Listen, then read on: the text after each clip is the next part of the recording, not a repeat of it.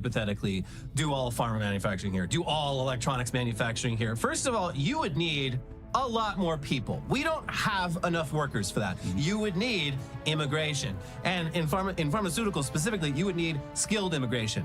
And we are every fucking industry. It is skilled whether they want to say it or not. Right, but like that's you need like a high level fucking advanced degree for a lot of that shit. On the 404 podcast, they talked about how the chip plants that were being opened in Arizona and stuff, they're still using Taiwanese workers because they're the only ones that know how to operate and use the equipment. So it's just wild that at a time when what they're proposing economically would require bringing in a lot of fucking people from outside the U.S. We are doing the exact opposite, and we're sending people away that have done nothing wrong and have been model immigrants up until we decided they weren't. It is. I saw someone point this out that like if you were running like a society, the goal would be for people to have like jobs or whatever, comfortable jobs, and it I know there are huge problems in the United States, but like the United States got to a point where like the jobs are like, you're not turning wrenches all day, every day in a factory covered in soot. Your great-grandfather would have killed to sit at a fucking computer. And they want to turn it back to that. Intentionally so. Yeah, like if you traveled back in time and went like down into a coal mine, and that's what they want, and showed someone down there the like gay fucking job you have today, they would try to kill you and steal your time machine to go and take your... That was a big thing on Fox News this week when they were talking about how these tariffs were going to make you manly. We'll talk about that. But yeah, it's some real cope. Anyways, yeah, to illustrate the degree to which Trump is apparently just single-handedly holding the global economy hostage and no one else has any clue what the hell is going on. When the pause on the tariffs was announced via Truth Social Wednesday afternoon, Trump's trade ambassador, Jamieson Greer, was at that very moment in the middle of defending the tariffs while being grilled by the House Ways and Means Committee. He was at Congress saying how great these tariffs are going to be. He learned of the sudden 180 at the same time literally everyone else did, going from one moment claiming that the tariffs must proceed and there's no reason to stop them to the next moment saying, well, the tariffs, they've been paused for very good reasons. What a clown show. Well, you can't do the pump if the guy out there is aware that it's going to happen. 1 for the pump, 2 for the dump. Yeah. It really seemed like market manipulation considering he fucking truthed about it.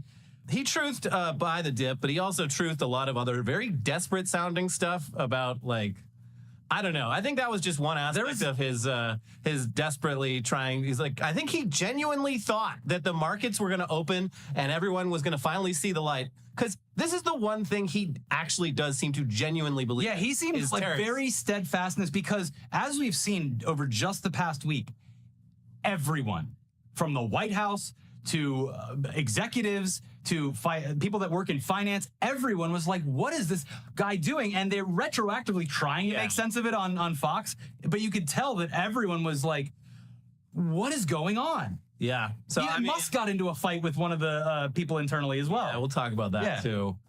But anyways, one of the more ridiculous aspects of right-wing media's desperate attempt to paint the looming tariffs as anything other than the start of an economic crisis was Fox News, claiming that Trump's tariffs would restore our nation's masculinity and usher in a new age of manly men. That's right.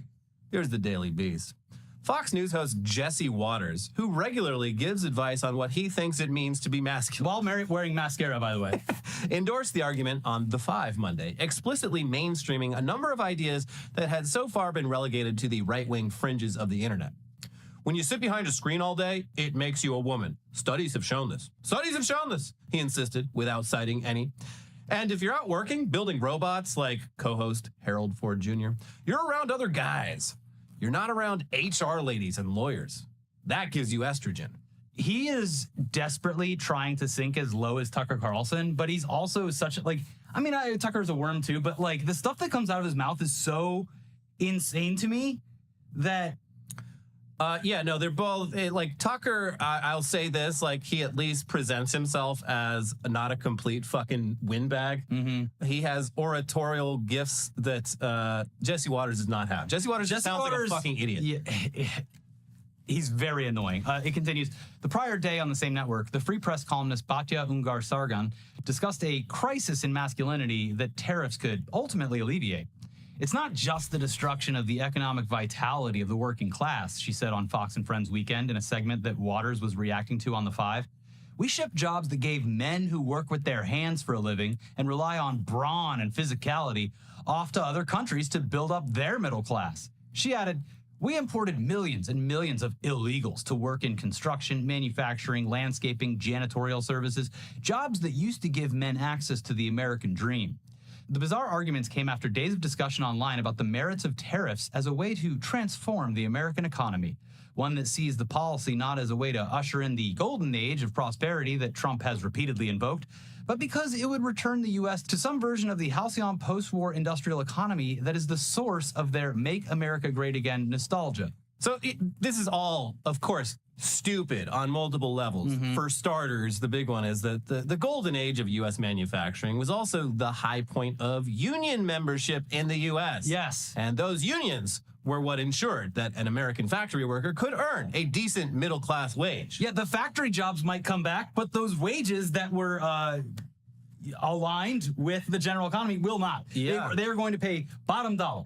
Yeah, those unions were decimated over the following decades, and Republican labor policies are totally at odds with that ever changing anytime soon. Also, it should be noted that the golden age of U.S. manufacturing happened to be at a time when the entire rest of the world had been bombed to smithereens. And our factories were the only ones operating. We were in a really great position there to sort of monopolize a lot of sectors that other countries otherwise would have been participating in, but couldn't because there was no factories left. It was just a pile of bricks.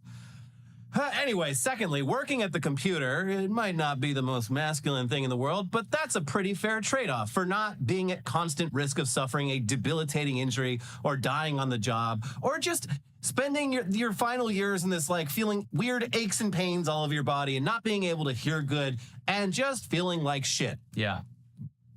Of course, sitting in a computer chair all day, it's not great either. Not great Get up either. and walk around. Thirdly, we already talked about iPhones, but a return of manufacturing to the U.S. would mostly just involve people sitting at little desks assembling the same tiny electronic components all goddamn day. You're not going to be swinging a hammer. You're not going to be covered in mud trying to get that oil rig. That's all they want. Yeah. Like, that should be one of those stress relief rooms that they do where you can break stuff. Like, just set up one of these at, wherever, a local biker fest. Yeah. And be like, you want to get in the mud pit? Yeah. You can wrestle with a giant pipe, and everyone thinks you look really cool. And then you can get in your giant lifted truck, you can roll coal, and you can go home and go fuck yourself. Yeah. Go home and go fuck yourself. You fucking piece of shit. You hate the country, you fucking pussy. So putting the electronics together all day with a little magnifying glass and a soldering iron, it may not be as manly as the factory labor of the 50s, but in fairness, it could bring back the alcoholism of the 50s. Another industry So there's that. Boost. Yeah, the labor industry has been on decline for years now. Gen Z, Gen Alpha, not drinking. Someone made a great example of why you should, well, obviously you should never believe conservatives when they tell you that they're going to bring very fruitful manufacturing jobs to you on a silver platter. But the perfect example would be that, like, already in America, Honda factory workers in, Alabama, make less than McDonald's employees do in Denmark. Yeah. So it's not the jobs, it's the unions, it's the protections, it's whatever your country wants to do to protect its citizens. It's not about the fucking jobs. Those companies are just going to pay whatever the lowest possible rate is. Another similar fact I learned this week that shocked me, but also didn't shock me, was that coal, the industry that Trump loves, he issued an executive order this week that had, in the title, had the words beautiful, clean coal. Coal, the entire U.S. coal industry employs fewer people than Broadway in New York. One street of Little Theater. No, but they're bringing it back. They're bringing it back. And like, people talk We about, are like, lighting the fires under Pennsylvania. and I mean, unionization has seen a bit of a surge in recent years, but a lot of these people don't see it that way because these aren't big, dirty men getting their hands all dirty and throwing a hammer around. It's people working at, like, Starbucks who have organized to collectively bargain. Yes. Like, because they're the only jobs that exist in the cities with which they live. the economy has changed in the last 70 years, and these are the jobs we have now, and that's fine. That's fine. It would be great if they paid a living wage. Yeah. The fact that, like, the oldest generation, which, by the way, it's especially maddening that in general, and of course as we progress through time, the age range of livability in the United States is already dipping. Yeah. So not only did boomers fucking ruin everything and hold on to a past that does not exist, they get to live the longest. They get to live long enough to fuck everything up for everyone else, and then everyone else is gonna die young because of their decisions. Yeah, that sucks. I don't like hearing that. They got to live the longest and ruin the most out of every generation. Well, that's our lesson. We gotta lower the mortality even more. They're doing it. They're doing it. We gotta do the we gotta do the midsummer thing. Like when you turn 65, we throw you off a cliff. There you go. Crush your skull with a hammer. That's the. It is. You know, you got to give them credit. They've kicked the ladder on every single other thing throughout their entire lives. It only makes sense for boomers to kick the ladder of mortality rate. Yeah. Back to the mines, bitch. Anyways, another subplot in the lead up to the tariffs not being implemented was Elon Musk realizing that $290 million might have bought him the honor of getting to personally dismantle the federal government, but it did not buy him the ability to stop the president from personally dismantling the economy. You don't get that. That's Sorry, the Elon, this one's for me. This is mine. And that's even if he went straight to Trump, got down on his knees, and just begged. Please. From the Washington Post on Tuesday, the attempted intervention, confirmed by two people familiar with the matter who spoke on the condition of anonymity to discuss private talks, has not brought success so far. Trump threatened Monday to add new 50% tariffs on imports from China to go along with the 34% taxes he announced last week. The president did signal he was open to negotiations on some aspects of his policy. Musk, meanwhile, posted a video to X in which the late conservative economist Milton Friedman touted the benefits of international trade cooperation. The impersonal operation of prices, as he put it, breaking down the sources of the materials that go into a simple wooden pencil. Musk's break with Trump over a signature administration priority marks the highest profile disagreement between the president and one of his key advisors, who poured nearly $290 million into backing him and other Republicans in last year's elections, and has been leading the U.S. DOJ service's cost-cutting efforts since January. Musk has also disagreed with other members of Trump's coalition on issues such as H-1B visas for skilled immigrants and on DOJ's approach to government spending. So yeah, as much as he might disagree with Trump on tariffs, Elon was not about to criticize him publicly. Yeah. So he instead directed his venom at one of Trump's top surrogates, trade advisor Peter Navarro, who I think Trump might like Peter Navarro more than Elon because Peter Navarro literally went to fucking prison for Trump. Yeah. Like, that's the ultimate test of loyalty. To be fair, Elon Musk still has time to go to prison for Trump. Yeah. I hope we can oblige him on that one. Here's CNBC. During a CNBC interview Monday, Navarro took a shot at Musk, saying the billionaire Tesla CEO is not a car manufacturer, but a car assembler who obtains cheap parts for Tesla vehicles from abroad. Damn. We all understand in the White House, and the American people understand, that Elon's a car manufacturer, but he's not a car manufacturer, he's a car assembler. In many cases, Navarro said. He said that at Musk's Tesla plant in Texas, a portion of the engines, at least for electric vehicles, contain batteries that come from Japan and China, and other electronics are imported from Taiwan. The difference is, in our thinking, and Elon's on this, is that we want the tires made in Akron. We want the transmissions made in Indianapolis. We want the engines made in Flint and Saginaw. And we want the cars manufactured here, Navarro said. He went on to suggest that acquiring car parts from foreign countries is bad for our economics and bad for our national security. We want them to come here, and with Elon, it's fine. He's a car man, he's a car person, that's what he does. And he wants the cheap foreign parts. And we understand that, but we want him home, said Navarro, who added, and everything's good with Elon. Replying to an X post of the Navarro interview, Musk said that Navarro is truly a moron. What he says here is demonstrably false, Musk wrote in one post, adding in another post that Tesla has the most American-made cars. Navarro is dumber than a sack of bricks. He later sarcastically apologized, saying the comparison was so unfair to bricks. Oh, wow. Did Grok add that little spice on the end for you? Grok, help me. Help me. I need a real zinger for the end, a button. I need a lifeline. Anyways, while we're on the topic of Elon, which, by the way, it's just very funny that, like, Trump seems to be done with him, and he seems to kind of just be lurking around in the background, and now he's getting in fights with other advisors. It's like he seems on the way out. I mean, supposedly he is. Yeah. But we'll see. But anyways, now that we've covered mostly covered the tariffs, we can talk about our favorite bit of news from the past couple of days. Elon decided, for some reason, he needed the pain. He decided to stream himself playing Path of Exile 2 again. And you would think that after pretending to be one of the best Path of Exile 2 players on Earth and then humiliatingly being exposed for just paying other people to boost his account, that maybe he'd want to lay low for a while and just let this all blow over. Maybe never even touch the game again. Just never mention video games in any context. Because it's just going to get brought back up. Because when you Google Elon Musk video games, the top result's probably just going to be about how you cheated and tried to trick everyone into thinking you were the best player in the world, but actually you suck. And while Musk may think that his fan base is filled with muscular warriors, unfortunately, it is filled with gamers, for better or worse, and they don't like that he's a big old liar about this. They don't. No. Now, it was this stream ostensibly a test of his Starlink satellite internet.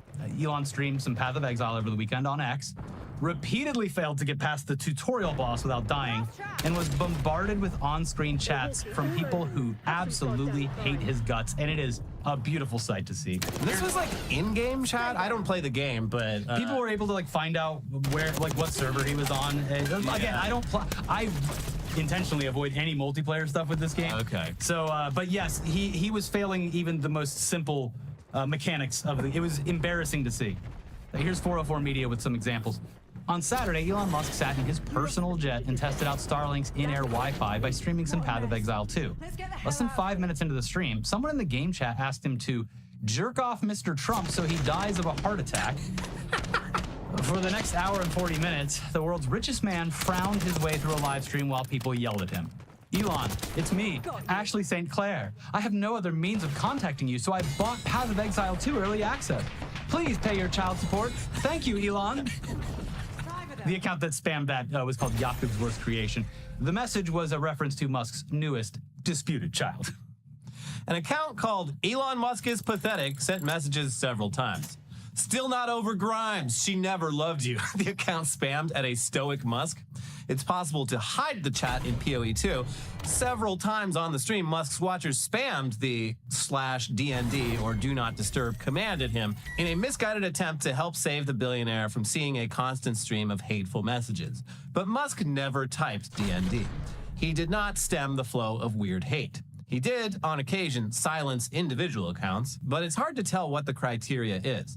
At about 20 minutes in, he muted the account HC John Wick after it spammed, Elon, how is it possible to look this dumb and ugly? Why is your Tesla company falling apart? Ah! What happened, buddy? Elon Musk is Pathetic returned several times before Musk finally silenced it. You will always feel insecure. It will never go away, it spammed. You ruined the country just like you ruined all your marriages, it said 2 minutes later. Anyone spamming the chat will get ignored, Musk said as he finally muted the account that had been harassing him for almost an hour. Again, what a loser. This is so funny because it is, I know we say this a lot, it's impossible to bully this man, but it's extra fucking funny to bully him when he's flying through the air on a private jet that you can see in his webcam using internet that he shot himself into space. Yeah. Playing an account that he has no fucking idea how to play because for whatever reason, well, I know the reason, because this is his track record forever, including Tesla, he just pays for something and then takes credit for it and has no idea how it operates. Technically, I was the best player because I paid for that. He would rather sit behind someone playing his character and tell them, I want to have the most dexterity. But then he'll be like, no, I crafted the character. I did the character. I got it. Yeah. Because that's like what he does at Tesla. It's just like, oh, it needs to drive itself. It's going to come out next year. I'm telling the crowd. I wouldn't even say he had that much input in his Path of Exile character, though. No, probably not. No, I'm saying if he wanted to, that would be the extent of it. Because he doesn't actually seem to enjoy doing things. Because, like, the hard part. There was a while there where a friend of mine who plays Hearts of Iron 2 would let me make the decisions, but he would play the game because the game is extremely complex, and I'm like, I'm not learning that shit. He's like, all right, well, I'll just let you decide what we do. And I would say I played that game way more than Elon ever played Path of Exile 2. Yeah, which again, after playing it for an extended period of time, it's a very fun game to actually play the campaign of. It teaches you the mechanics. Well, you got to get past that tutorial bus if you want to do that. That's true. Elon's still working on that part. Well, we do, of course, have plenty more news to get to, but first, I'm going to let you know that this episode is sponsored, and it is sponsored by Mando. Check yourself. Smell bad? Mando time. We were pretty excited when they reached out to sponsor because aside from looking good, you gotta smell good. And in order to smell good, you gotta be hygienic. Mando sent us some of their products to try, and the results, they don't lie. And we know you can't smell us through your phone or your TV, but we assure you, it smells great in here. Yeah, wish you were here. That's because we are covered head to toe, fucking brow to crack in Mando. Mando. The temperatures are, of course, rising in general, but also because spring and summer's coming soon.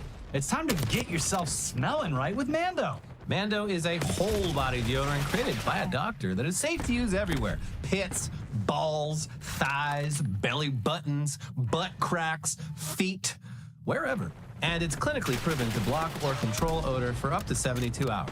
Their deodorant comes in stick and spray form, and you can choose from a variety of fresh scents like bourbon leather, cloven woods, Mount Fuji, or Pro Sport.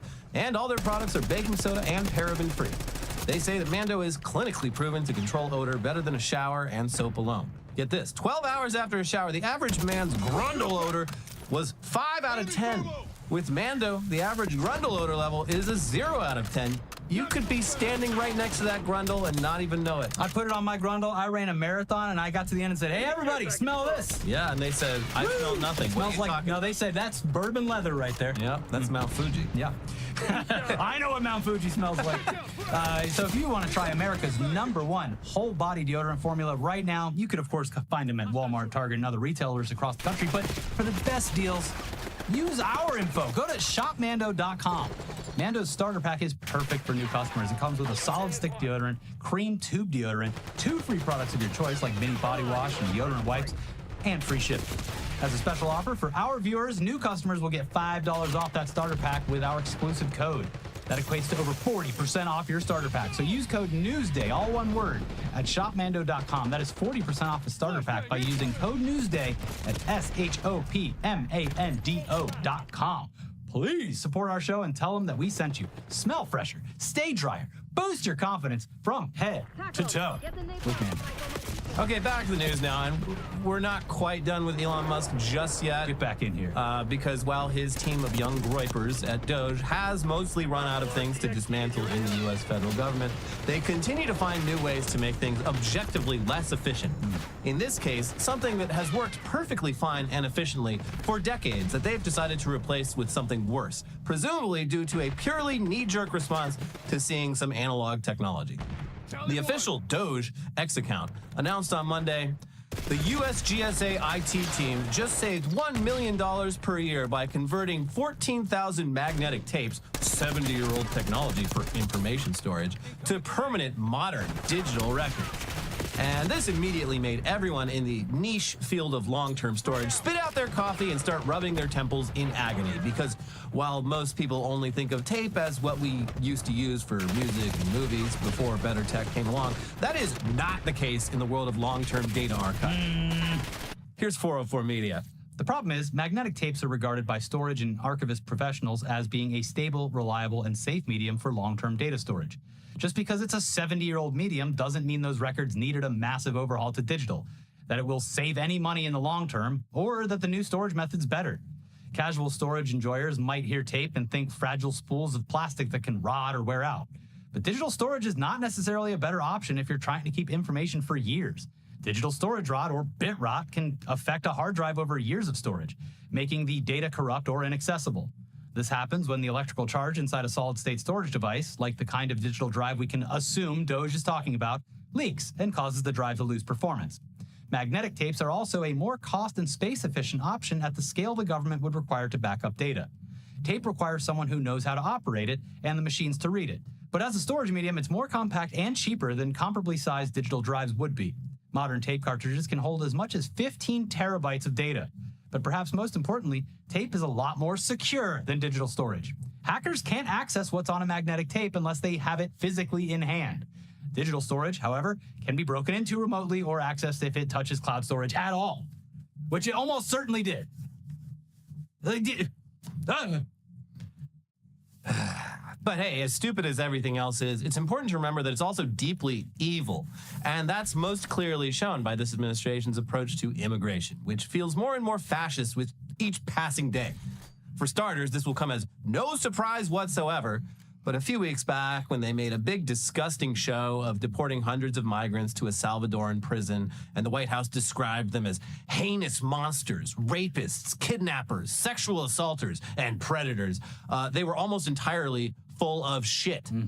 A 60 Minutes report from over the weekend and reporting from other outlets this week has found and confirmed that the vast majority of those people filmed being treated like cartel members and terrorists had no criminal record whatsoever. Here's Bloomberg.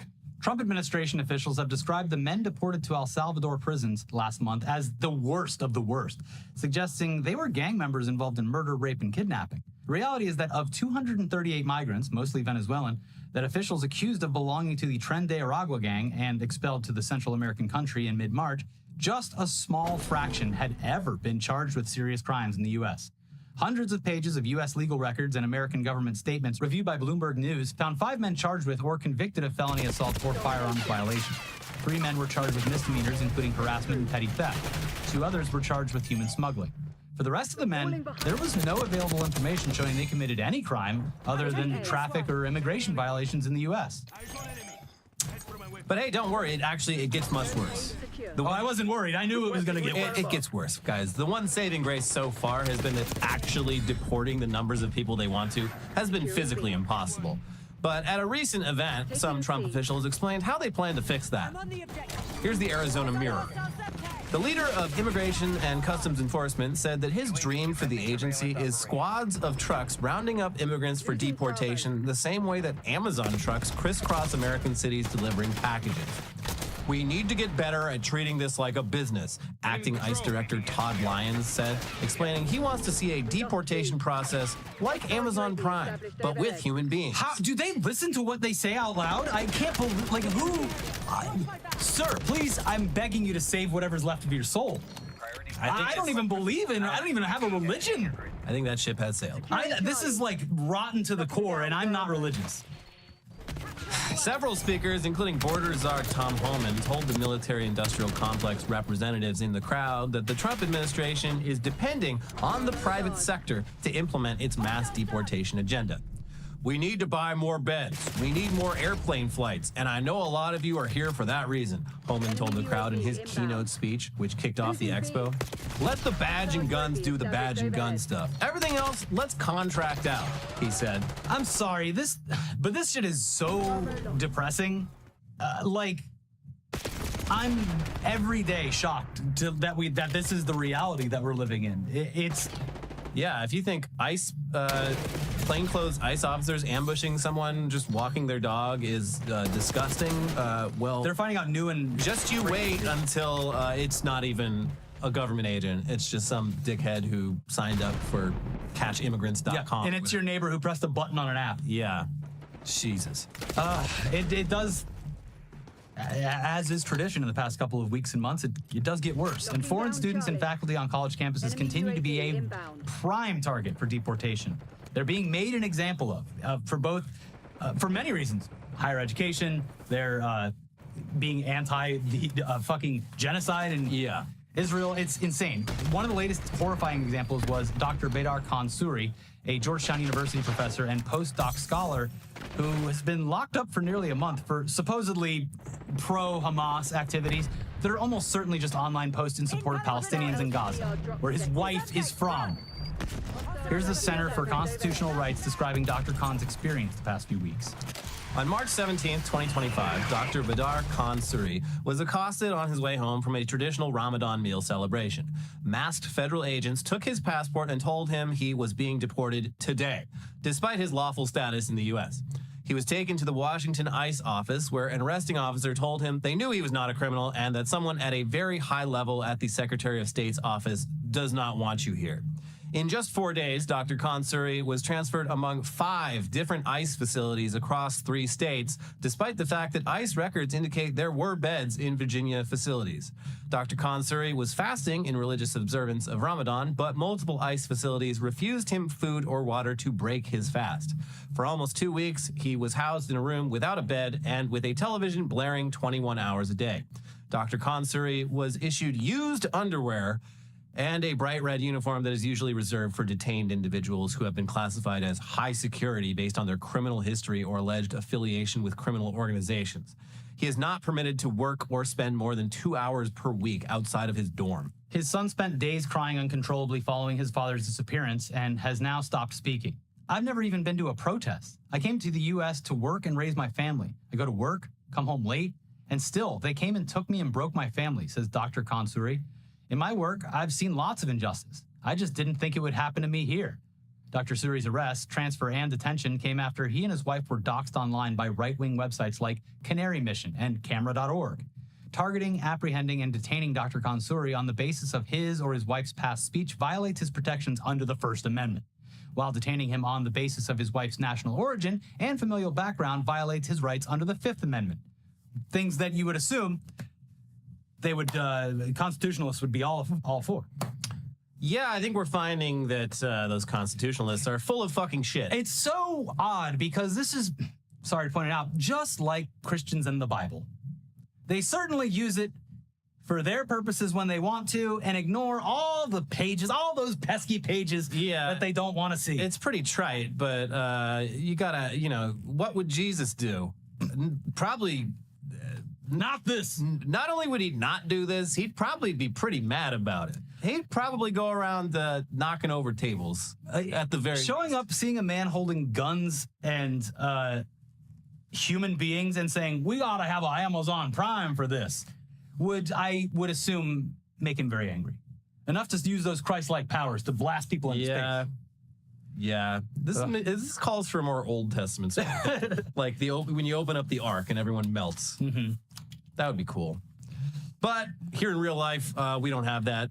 And it just gets worse and worse, folks, because it sounds like college campuses are just a test case for expanding this same absurd justification to just all immigrants. Here's NPR. U.S. Citizenship and Immigration Services has announced it will begin screening immigrants' social media for evidence of anti-Semitic activity as grounds for denying immigration benefit requests. The screenings will affect people applying for permanent resident status as well as foreigners affiliated with educational institutions. The policy will go into effect immediately. In a statement issued Wednesday morning, the Department of Homeland Security said it will protect the homeland from extremist and terrorist aliens, including those who support anti-Semitic terrorists, violent anti-Semitic ideologies, and anti-Semitic terrorist organizations such as Hamas, Palestinian Islamic Jihad, Hezbollah, or the Houthis. There's no room in the United States for the rest of the world's terrorist sympathizers, and we are under no obligation to admit them or let them stay here, said DHS Assistant Secretary for Public Affairs Tricia McLaughlin. Couple things. Okay, what are you going to do about all the times Elon Musk posted anti-Semitism? The other thing... Well, that's not the anti-Semitism they're talking about. They're a very specific type of anti-Semitism. I mean, people, there have been warnings for years. Hey, maybe stop using the word anti-Semitism to describe this very specific thing that you're talking about. Yeah. Because you are changing the meaning of the word, and also your actions are showing that you don't actually give a fuck about real anti-Semitism and only care about people talking shit on Israel. The other thing is that this has already been happening. This is an admission of something they've already been doing. They've already got everyone's social media stuff. So, and it won't stop at immigrants. Obviously, they're going to cast a wide net and just be like, well, once this phase is done, we're going to move on to the next one, as we've seen. Yeah, literally. Like, this is just, we're seeing the progression of this in real time. It started with, people that aren't supposed to be here or entered illegally. And then it's people who were here legally, but questioned not even our government, the Israeli government. Yeah. Or just said, hey, like prayers for Rafa or some shit. Yeah. How dare you? How anti-Semitic of you? But we would be remiss if we didn't take a moment to give a very firm fuck you to every prominent Democrat, including our previous president, who happily joined in labeling anyone who supports Palestinians not dying as a terror sympathizer. This is the logical conclusion to that type of rhetoric, and I hope that you're all very happy that you got what you asked for.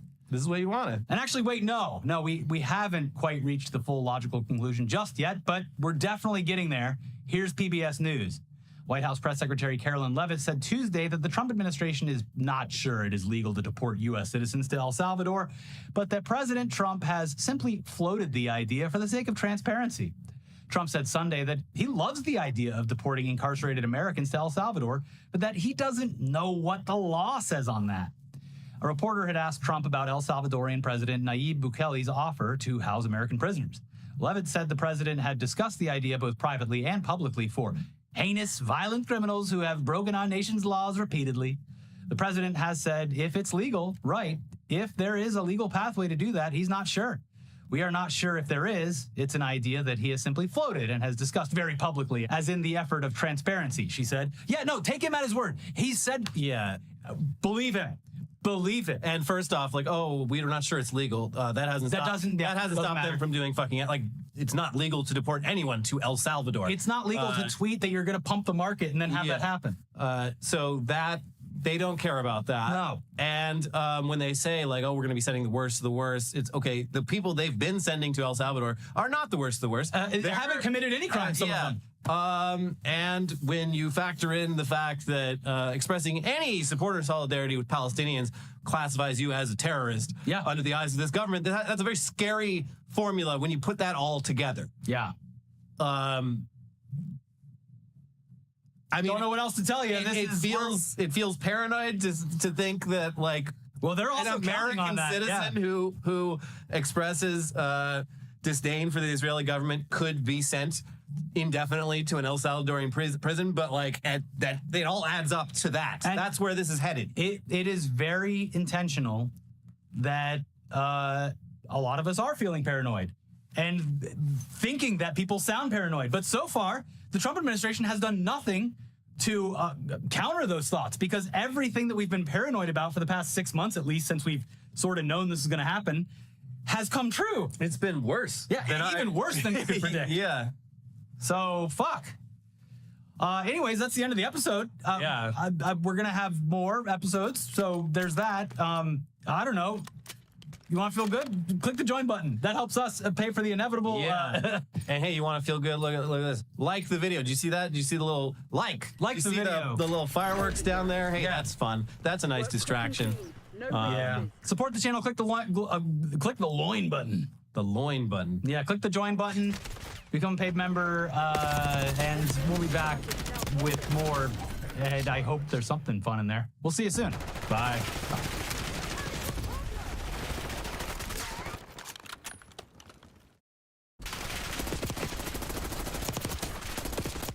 Breaking news, Donald Trump has announced a 90-day pause on reciprocal tariffs, increasing the tariffs on China to 125% in the escalating trade war. We're going to get right into it, ladies and gentlemen. Last night I changed some of my attitude, and Donald Trump backing away from the tariff strategy that he posted also only reconfirmed the suspicion that I had. There is a method to this madness. A couple days ago, I showed you Trump's chief advisor, one of the most consequential, one of the most influential people in the administration, and his 5-point bullet plan that he had posted, okay, if you recall. And I said to you back then, this is the real thing. This is what they're trying to do. Don't listen to any of the other noise. What was his name? I'm forgetting now. Stephen Moran.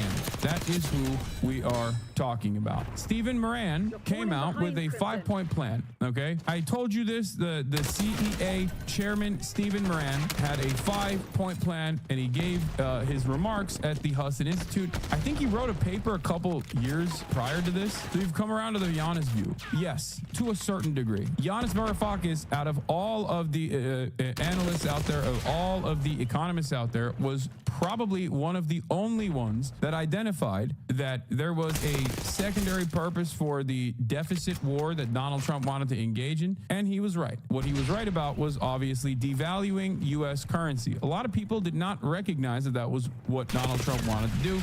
He was one of the only people out there that said Donald Trump wants to devalue U.S. currency. The reason why Donald Trump wants to devalue U.S. currency is because when U.S. currency is too high as in comparison to other currencies, then you are going to have an import economy. You're not going to have an export economy. You're going to have a fat trade deficit, and slowly but surely over year, you're just not going to manufacture stuff here anymore, because even if you were manufacturing goods that other countries would want, it's far too costly for them to purchase those goods, because the reality of the matter is the dollar is way more powerful. The dollar is way more powerful than any other currency. Part of the way that countries do this is by purchasing dollars, okay? That is one of the ways that they engage in, I guess some might call it currency manipulation, but I don't think it is. But some of the other ways in which you do this is also by making your manufacturing, specifically your labor, as devalued as possible, as cheap as possible, so you become a exporter or you maintain your manufacturing capabilities. Germany has done this through the euro, and every other country has basically done a version of this. And that's what Donald Trump claims is cheating. Now, a lot of these concepts, I'm going to be switching and using some terminology fast and loose. A lot of these concepts that Donald Trump is claiming is happening, where he says it's cheating, is not cheating. It's a system that we designed. We're the United States of America. This is literally what we designed. We wanted these other countries to actually serve us, and in many circumstances basically rely on slave labor to be able to get cheap, accessible commodities, okay? Cheap, affordable commodities. We designed it this way. We built the entire global financial system this way, and we accelerated it after, removing the gold standard. There were multiple market shocks in the process, but this is our thing. This is our thing. This is our grand design. And now Donald Trump is saying, I don't like this grand design. It's been cooking America's manufacturing capabilities. Now, of course, he doesn't care about the labor aspect of it. That's just a way to promote it to the working class, to be like, no, we're going to bring manufacturing jobs back here. It's going to be great. That is just the seasoning. The real thing that Donald Trump cares about, on the other hand, is manufacturing. Because manufacturing does not exist in the United States of America, and that we are over-reliant on China and also secondary markets that China has created, Donald Trump sees this, as well as Barack Obama did, as well as Joe Biden did, as well as every other American government leadership did, every other American administration did, as a massive national security concern. That's what the problem is. That's what they want to do. The trade surplus or the trade deficit issue is simply America's not manufacturing because American currency is too expensive, and also simultaneously, this is a major threat because if China were to one day, we want to go to war with China. One day, they just shut off the faucet of manufacturing. We're cooked. We're left out with our dicks out, pissing against the wind. So that's precisely the reason why America cares about moving manufacturing back to the United States. It's a matter of national security. It has nothing to do with labor. It has nothing to do with good paying jobs. It has nothing to do with anything, okay? And a part of that process means you have to get other countries by force to devalue the US dollar against their currency. You have to make their currency purchasing power higher. That is part of what Yanis Varoufakis was claiming, because you can't do that. If you don't do that, you can't get any manufacturing. You can't fix your trade deficit because these countries don't have money to purchase American-made products. On that aspect, there is a method to the madness. Hudson Bay Capital paper written in November 2024, by the way. This is the method. This is the madness. Stephen Moran wrote about it in November 2024, a user's guide to restructuring the global trading system. This is the blueprint. Do not listen to Peter Navarro. Do not listen to Howard Lutnick. Do not listen to Scott Bessent. Do not listen to any of these other guys. Don't listen to Donald Trump. This is the guy. This is the blueprint. This is the method. And they're following it to a T. Okay? And don't listen to Ron Vera either. Ron Vera. Okay, maybe you can listen to Ron Vera. That's kind of funny. And I mentioned this before. I told you all about, this being the 5-point plan. And it seems like last night's efforts, last night's initiative starting off with Chinese market moves that took place is moving the United States in that direction, which means there's going to be massive instability and America is going to become a poorer nation overall. America's purchasing power is going to lower overall in the interim. So I think Donald Trump is burning the candle from both ends, and cooking the United States of America. And I will tell you exactly why. While the initiative and the 5-point plan that they've designed is insane, selfish, it's also short-sighted and will lead to economic turmoil. I don't think that Donald Trump is going to be able to get his desires across, and instead is going to f this up. Don't listen to them, but they're using what you're saying to listen to. Wait, what? No, I'm saying that if you listen to Howard Lutnick or Scott Bessent or Donald Trump, you are going to be confused, because the real guiding principle behind what they are trying to do, the actual moves that they're making right now, are written by this guy, Stephen Moran. Let's get started with the stock surge as Trump announced 90-day pauses from tariffs, and then I will get back to what I'm talking about as well, okay? Hi, I'm Diana Macedo. We're coming on the air because President Trump has announced a 90-day pause on tariffs against most nations while raising tariffs against China. The markets have jumped on the news right now. We're seeing the Dow up about 2,000 points. The president posted on social media saying, quote, "Based on the lack of respect that China has shown to the world markets, I'm hereby raising the tariff charged to China by the United States of America to 125% effective immediately. At some point, hopefully in the near future, China will realize that the days of ripping off the USA and other countries is no longer sustainable or acceptable." The president went on to say that based on the fact that more than 75 countries have reached out to the U.S. to negotiate, he is putting a 90-day pause on most other tariffs. I want to bring in our ABC senior political correspondent, Rachel Scott, at the White House, where we just heard from the press secretary and the Treasury Secretary, on this. Rachel, how are they saying this is going to work? It's pussy time. That's right. He folded. He folded. Some might say, excellent 5D chess move, Mr. President. He folded. He said, panicking. I'm panicking. I'm a panicanian myself. I folded. I folded. This is at least partially the news that so many investors were hoping to hear. This is exactly what people were asking for. The one thing that's sort of missing in all of this is the clarity. Dude, I'm done. I'm done with the media. I'm done with Donald Trump. I'm done with the dumbass Americans. I think we deserve this destruction, okay? Donald Trump did the same thing he always does. He broke something.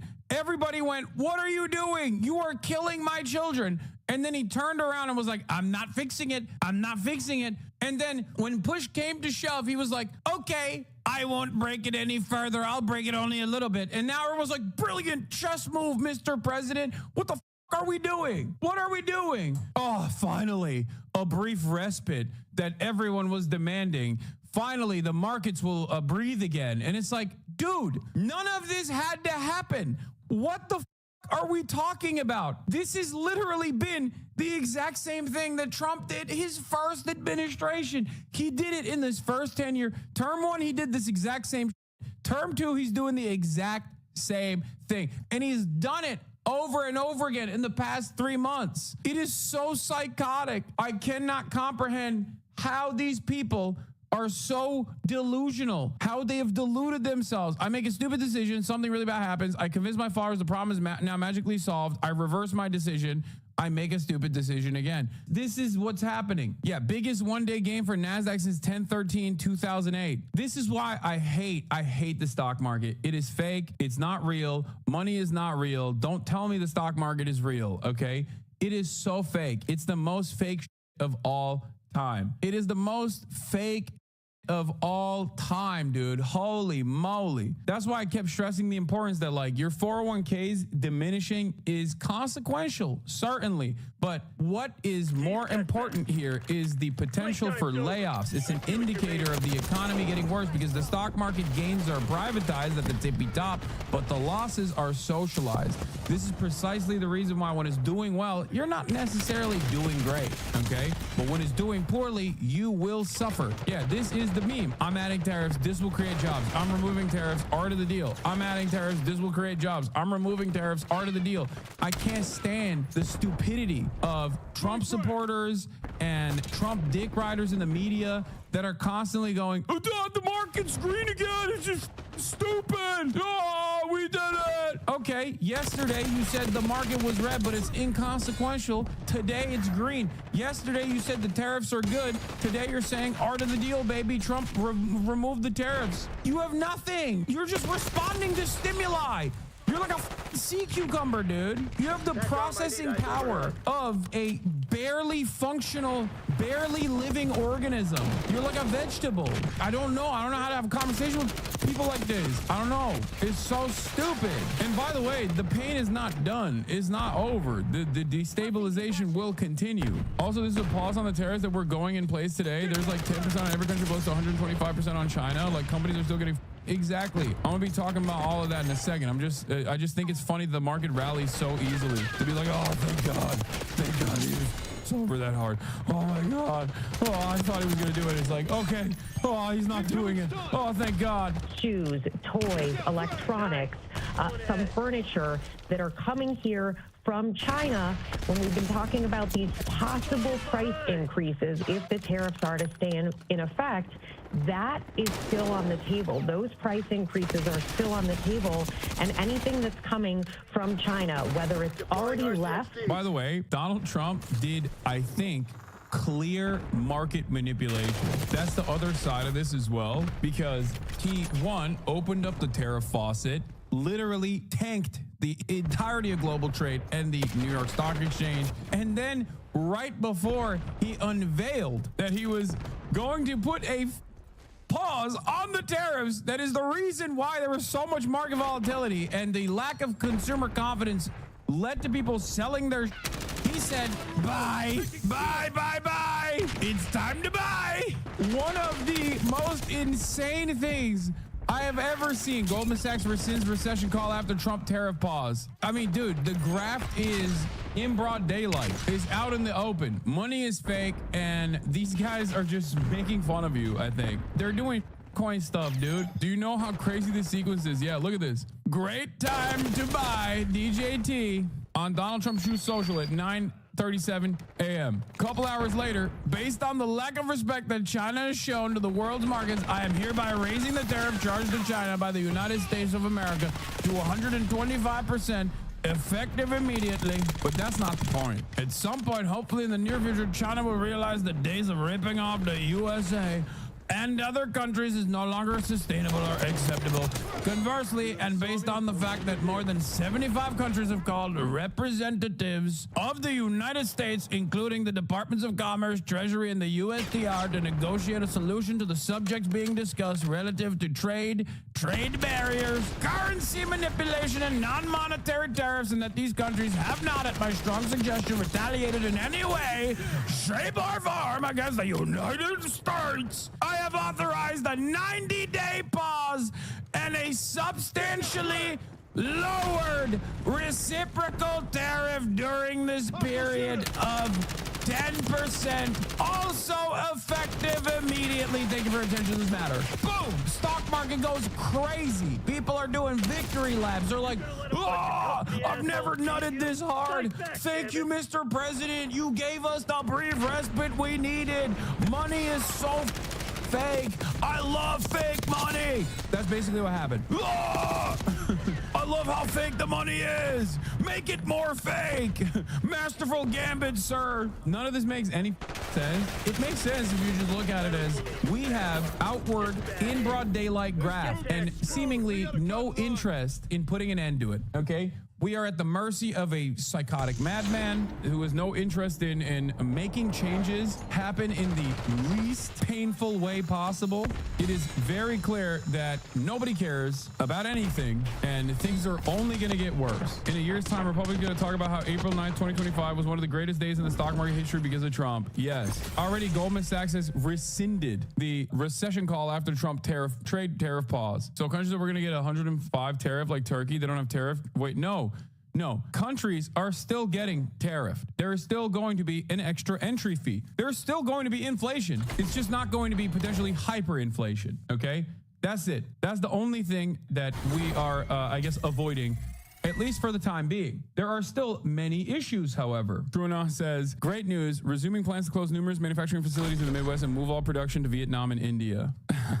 Me too. I am no longer working with union-made domestic manufacturing. Now that Donald Trump, the glorious president, revoked the tariffs, I'm going back to Vietnam, baby. I'm going to Vietnam. I don't know if the recession is called off or not. We'll talk about that in a second. Considering that the Chinese tariffs are still in place, and he has increased them, which is negligible. It's inconsequential at this point, because once he already maxed out on the tariffs, doesn't matter if he's doing 125%. You know what I mean? The difference between 104% and 125% is nothing. It's just there's no trade happening at that point. It is functionally a trade embargo that you have placed upon China.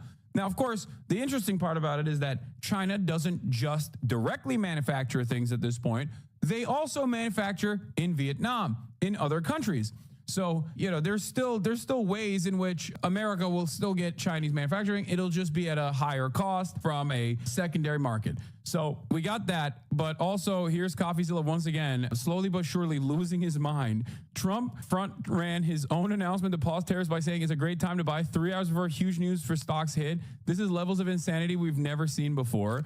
I think it's really funny that slowly but surely CoffeeZilla, over years of covering pure corruption within the cryptocurrency circles and recognizing that the exact same style of corruption, both for the cryptocurrency circles and for the regular stock market, is happening under the Trump administration. He's becoming like a radicalized Marxist-Leninist vanguardist, I think, by the end of this process. Every day that goes by, I see another tweet from him going, what the is happening? How is this allowed? Amazing. Great time to buy. I'm going to do something freaky with the tariffs. Possible scenario. One stupid tweet spreads baseless rumor of 90-day tariff pause, causing number to go up. Wall Street learns tweet was fake news, so number go down. Trump, seeing a 90-day pause made number go up, claims credit for idea and announces a 90-day pause. This was, of course, 2 days ago by Tyler Austin Harper. And he was right. That is precisely what happened. Did Trump do this tariff pause on pause for his rich buddies to buy the dip? No. I will tell you what I mean by this. Is there insider trading that he's doing? I guess it's not even insider trading at this point. It's outsider trading. Weirdly enough, it's insider trading, but also being done on the outside. There's no shadowy backroom deal at this point. I'm sure that also happens, but like it's very obvious that he's just like, yeah, no, we're doing this thing. Having said that, as I've told you before, what just took place in terms of, rich people probably buying the dip and making out gangbusters style in this process, like a nice little pump and dump. That is just what will happen regardless, okay? That's not the actual intention. That's not the actual intention of Trump's madness here. But there is a method to the madness regardless, and I will describe it to you in a moment, okay? I will get to that in a second. Let's finish this piece, and then I'll talk about what Donald Trump is trying to do and why it will still fail. Let's continue. Ship in the water, they will still face at U.S. Customs those higher tariffs. And as we reported over and over again, generally speaking, what companies do is they pay that higher tariff. U.S. companies pay that higher tariff at the border as the goods come here and then pass it off to consumers. All right, Rachel, Rebecca Witt, thank you. And we will continue to watch closely. The market's now up a little more than 2,000 on the Dow, and we will continue to monitor action at the White House on this as well. Our coverage continues on ABC News Live and abcnews.com. And David Muir will be back tonight with the entire team. Are the tariffs over? For the time being, the universal tariffs are over. They're done, okay? Will they come back? Nobody knows. Most likely it will, because Trump is crazy. But as far as the Chinese tariffs, they are still very much in play. They are not over. It is far from over. So there will still be an increase in prices. There will still be market volatility. The only reason why the markets are reacting to this in a positive way is because Donald Trump went in and said he was going to everyone, and then turned around with a gun, with a loaded gun, started shooting people, and then stopped at like shooting 3 people and said, okay, everyone else is free. Yeah, before Donald Trump came into the room, you had a sense of safety. After he came into the room with a loaded gun and started people, you were like in a moment of panic. You were like, oh my God, he's gonna kill everyone. He's insane. And now that he stopped the killing at like 3 people, okay, and is threatening with the loaded gun to the rest of the Chinese people in the room, I guess, everyone's like, oh, thank God. Okay, we're free. At least we're free. Holy f. So now they feel much better. They feel much better overall than they did maybe while Donald Trump was people, but they don't necessarily feel better overall than when they did before Donald Trump entered the room with a loaded gun. White House aide Stephen Moran outlines 5 potential responses foreign nations can undertake in response to the problems he says are caused by U.S. dollar dominance. By the way, I do want to point something out here.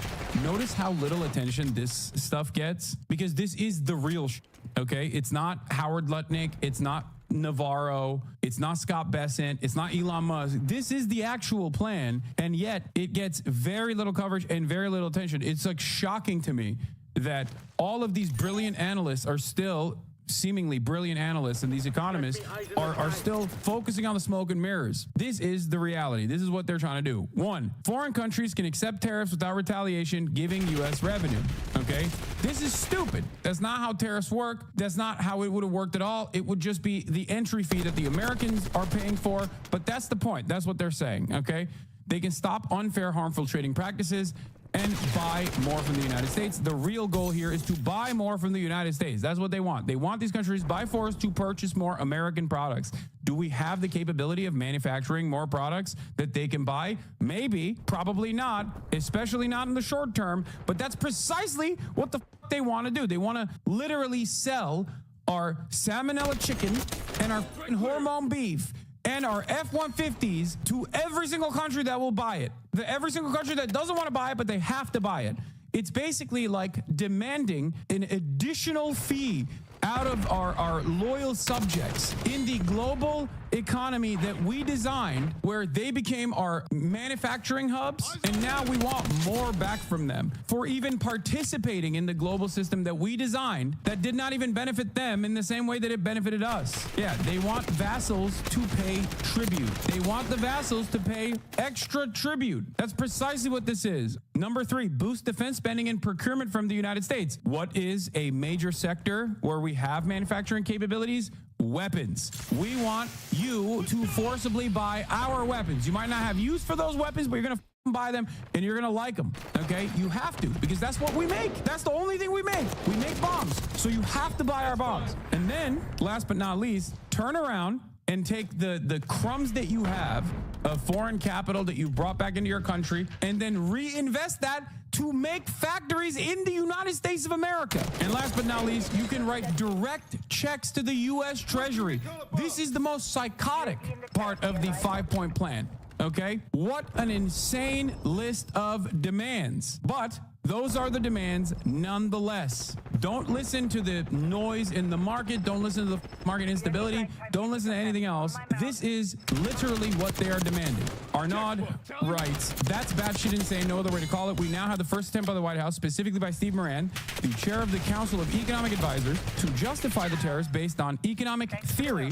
And it is without a doubt the most dishonest piece of economic reading that I've ever had the misfortune to lay my eyes upon. The gist of Moran's argument is to reposition the global reserve currency status of the dollar, not as an exorbitant privilege, which it is, okay, because that is the major power that the United States of America has. The dollar is the reserve currency. All trade happens on the dollar. 80% of trade happens on the dollar.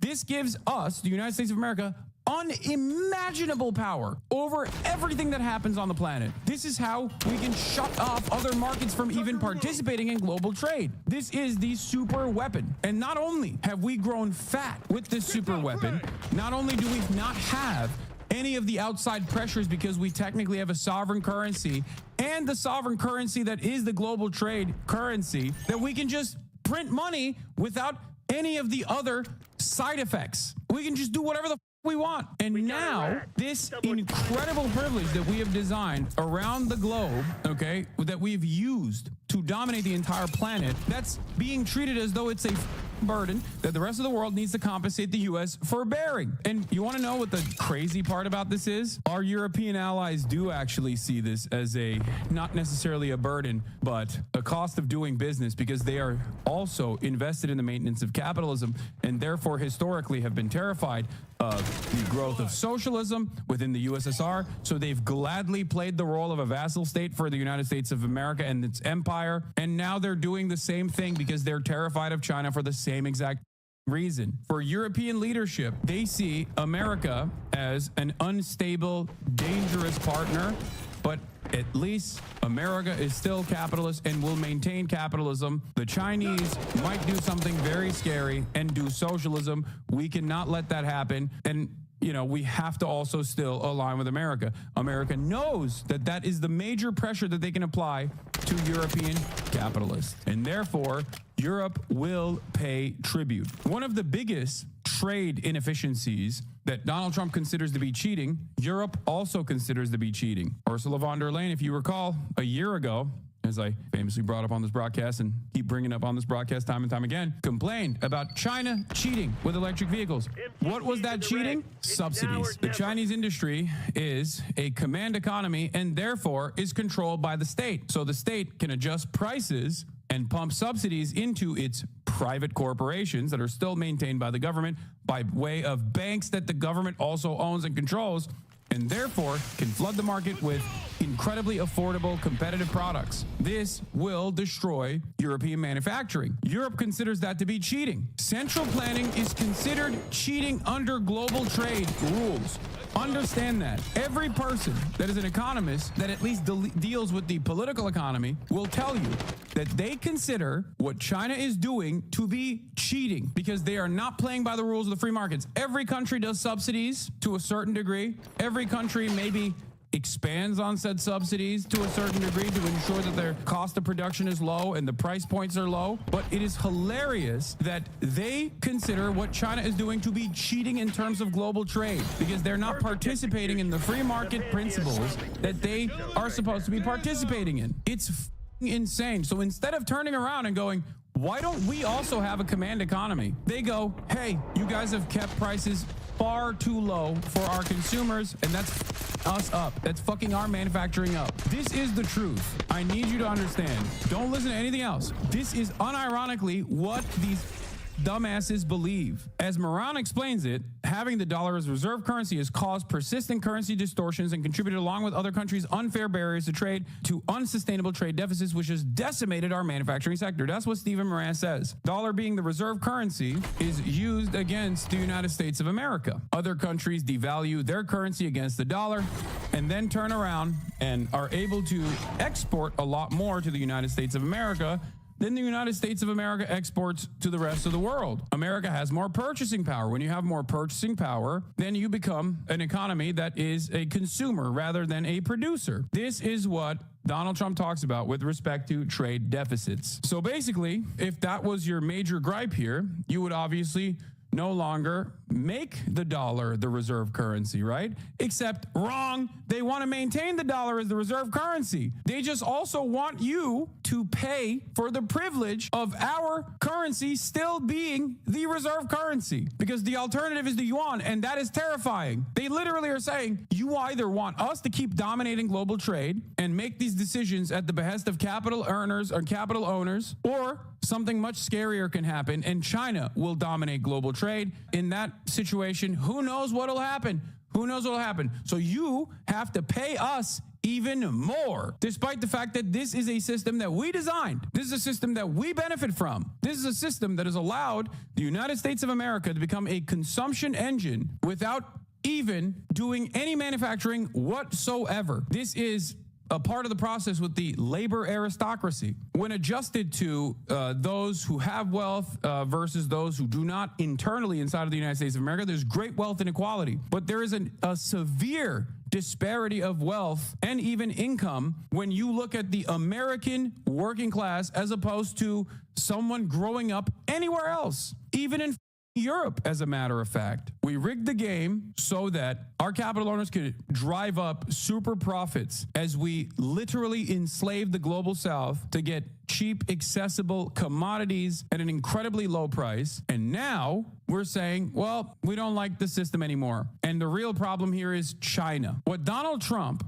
refuses to admit, and what many capitalists refuse to admit as a consequence of their dogmatic ways of approaching the capitalist economy and the capitalist structure of commodity production, is that the enemy is not China. The enemy is not Europe. The enemy is global capital. It's global capital that designed the system, and it's global capital that will make money off of the restructuring of the system. But because they do not want to recognize that reality, and they will never recognize that reality, their entire purpose is not to recognize that reality. Some of them are a part of the global capitalist structure anyway, that they turn around and make these insane decisions. Moran says that America's financial dominance cannot be taken for granted, and the Trump administration is determined to preserve it it, but this same financial dominance comes at a cost, and other nations need to pay for it. He means this literally. He made a list of what he exactly means by burden sharing, and one of the forms it can take is countries simply writing checks to the Treasury that help us finance global public goods. Let's pause for a moment here to contemplate the sheer insanity of this, says Arnaud. The U.S. is literally suggesting that countries should mail checks to the U.S. Treasury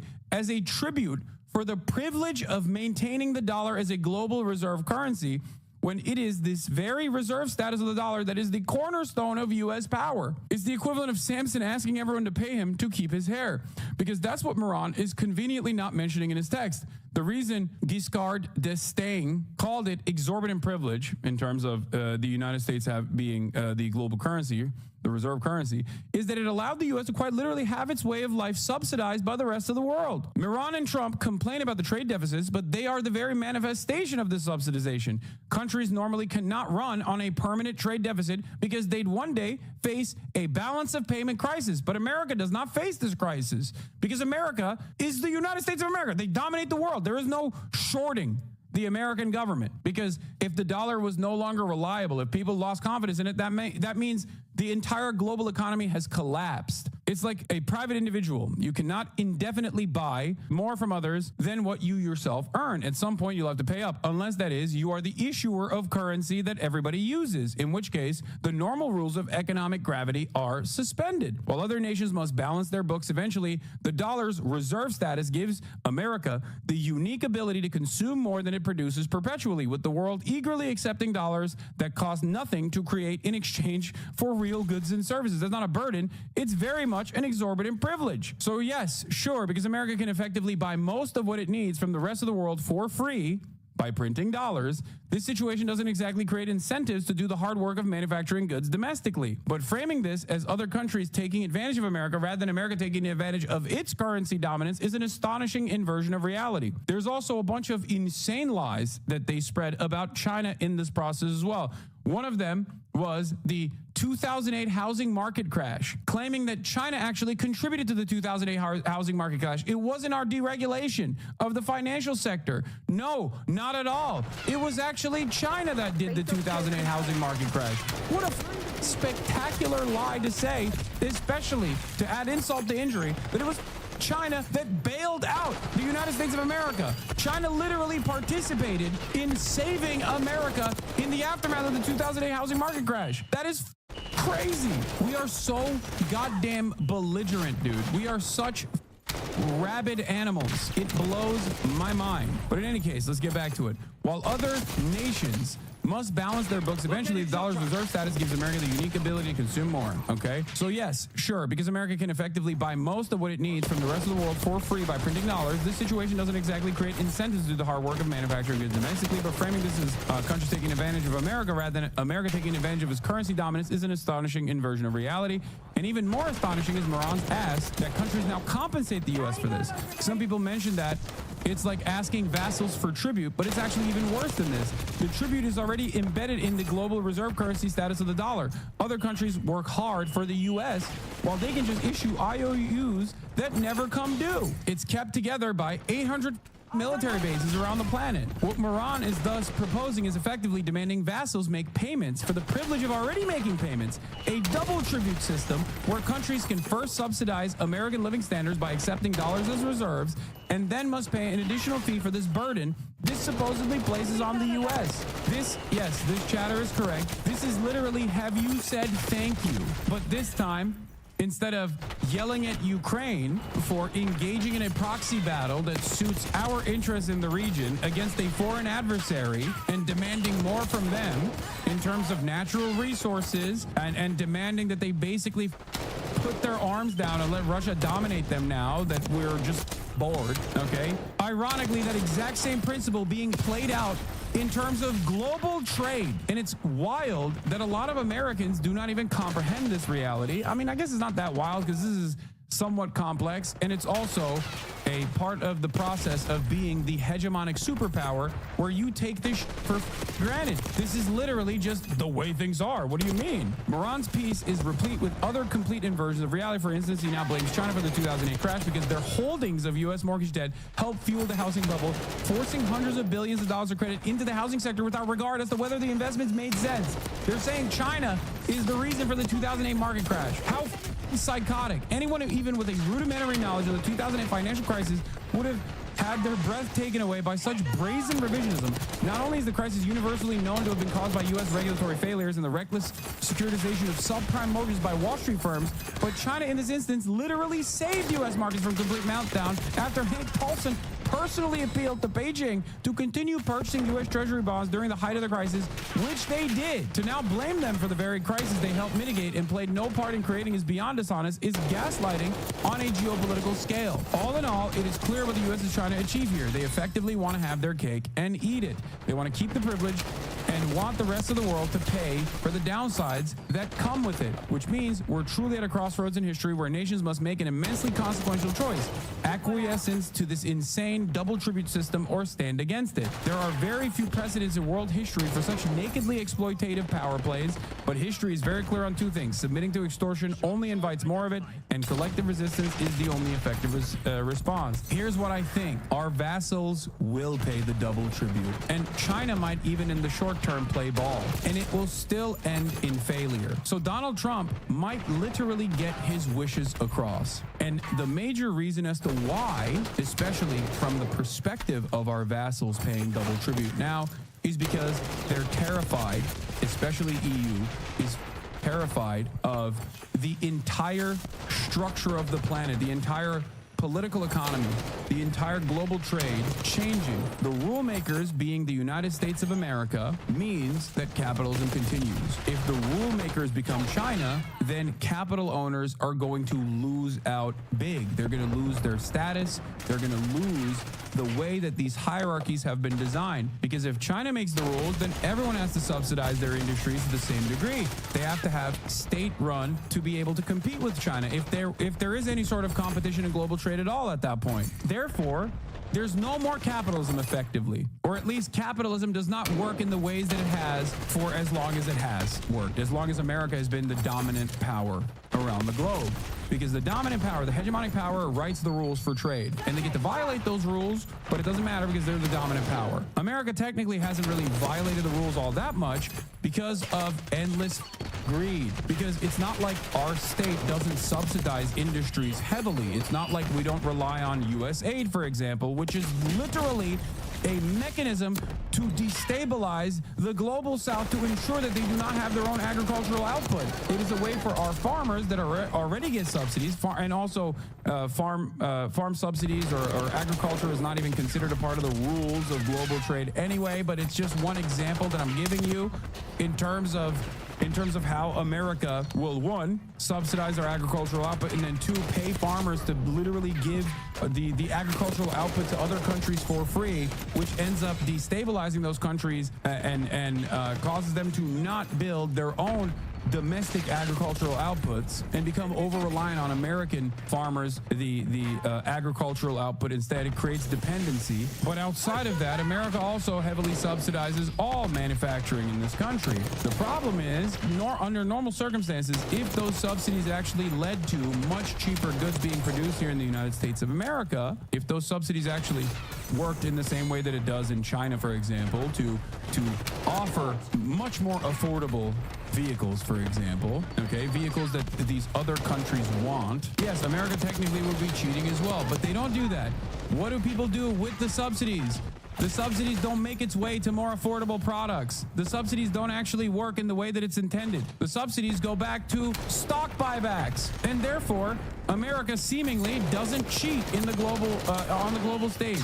because they pocket them. Because since the Reagan era, it is no longer illegal to engage in stock buybacks. One of the reasons as to why I keep saying that this will still ultimately be a failure, this will ultimately still be a failure, is because America is not China. In the long term, this will still fail because America does not have a command economy. That is the entire point. Because the real enemies here, and Trump kind of recognized this as well, but the real enemy here is not China. The real enemy is global capital. These people are supranational actors. They are not actually a part of the nation state. That's why Apple pays taxes, even though they dodge taxes there as well, in Ireland, okay? There is no national allegiance. That's not a real thing. Global capitalism and global trade and the way that America has designed global trade at the behest of capital owners has made it so that there is no real, like, national understanding for capitalists. Directly, this is a universal class war against capital owners that do not have any sort of allegiance or loyalty to a singular fucking nation versus the entirety of the global labor force. So if you actually wanted to fix this process and truly wanted to improve American manufacturing,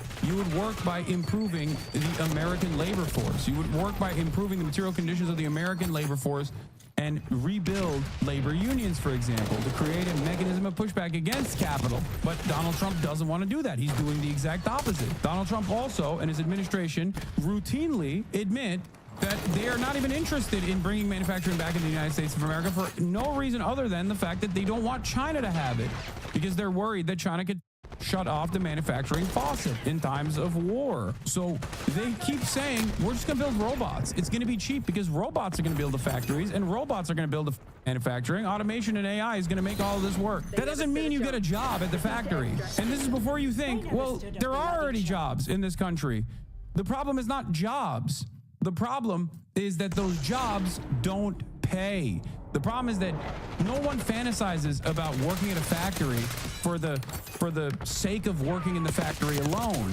People fantasize about working in a factory because they fantasize about 1965 living standards. That's what they want. They want benefits. They want a single income household to be able to pay for all of the children. They want a upward social mobility for their next generation. Many of you that now work white-collar jobs probably had blue-collar parents. And the one thing that blue-collar parents probably told you was, hey, I'm doing everything in my power so you don't have to go work at a goddamn factory because this sucks. My back is broken. I'm constantly medicated. I don't want this future for you. I want you to have a better future. The irony, of course, is the issue here is not the factory job itself, but instead the fact that jobs don't pay, the fact that there is an affordability crisis, the fact that housing is impossible to achieve, the fact that you will never retire. That is the real problem. We have jobs. We have 23% underemployment in this country right now. We could fix those problems. But, of course, that would require restructuring the way that we depend on maintaining capitalism as the established order. We cannot remove the capitalist dogmatic thought from our minds. We will never be able to do that. The entire system itself is designed around uplifting and maintaining capitalism.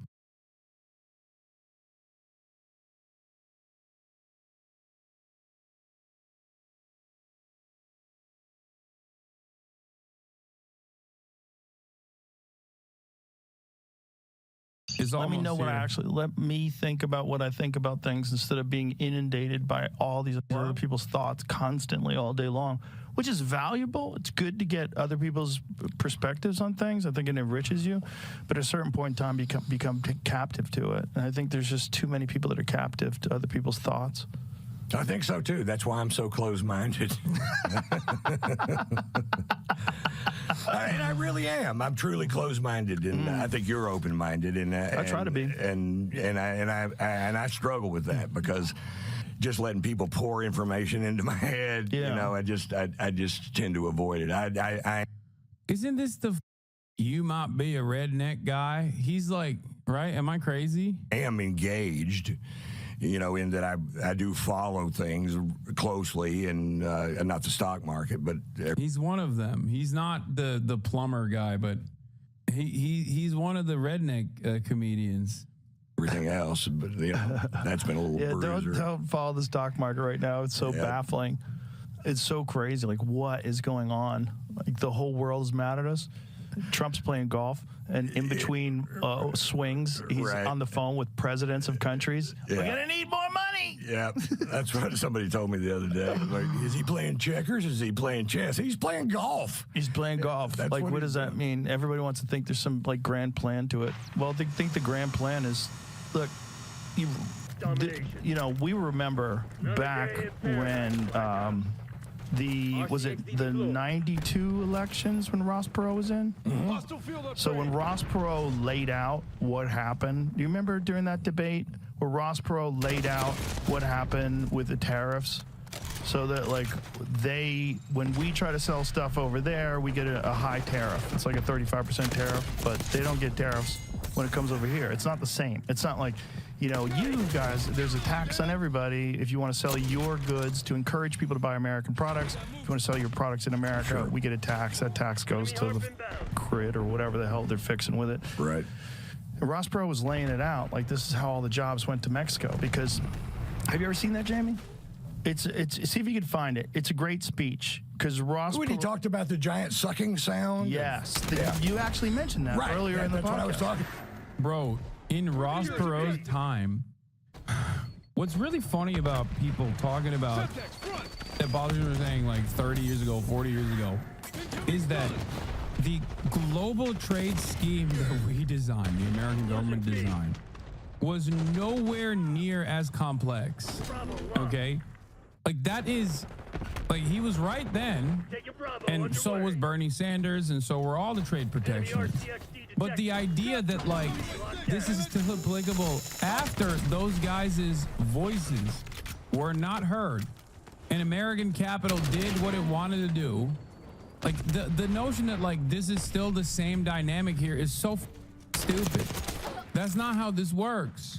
Yes, that's it. That's funny. Did you just see that recently or something? No, I just remember it. Oh, boy. The Giants. He would have been a great president. I voted for him. He had big ears. And he didn't come across well on TV. Independent. He was an independent. And nobody was voting for independent. By the way, they changed the whole way debates work after this, because it used to be if you got 5% of the vote in the primary that you could be a part of the presidential debates. And that's not the case anymore. Or it was 5% in a poll. I forget what the number was that you had to reach, but it wasn't a high threshold. And then you could be a part of the debate. And they changed the out of that after this, because Ross Perot tanked it. They thought HW was going to go for a second term. Right. And meanwhile, Ross Perot, because a lot of people that would have voted for Bush voted for Ross, and the people that were already going to vote for Clinton voted for Clinton, and Clinton won. But play this, Jim. $13, $14 an hour for factory workers. And you can move your factory south of the border, pay $1 an hour for labor, hire a young 25. That's assuming you've been in business for a long time. You've got a mature workforce. Pay $1 an hour for your labor. Have no health care. That's the most expensive single element making a car. Have no environmental controls, no pollution controls, and no retirement. And you don't care about anything but making money. There will be a giant sucking sound going. There it is, right there. That's it. If the people send me to Washington, the first thing I'll do is study that 2,000-page agreement and make sure it's a two-way street. One last point here. I decided I was dumb and didn't understand it, so I called a who's who of the folks who've been around it. And I said, why won't everybody go south? They said, we'll be disrupted. I said, for how long? I finally got them up for 12 to 15 years. And I said, well, how does it stop being disruptive? And that is when their jobs come up from $1 an hour to $6 an hour and ours go down to $6 an hour. Then it's... Yeah, except guess what? It doesn't work that way if we also consistently dominate those countries. And the trade relations that we set up with people that have allegiance to capital in the same way and can take advantage of the lack of protection that those countries have to consistently keep labor costs down on top of the political destabilization that America engages in.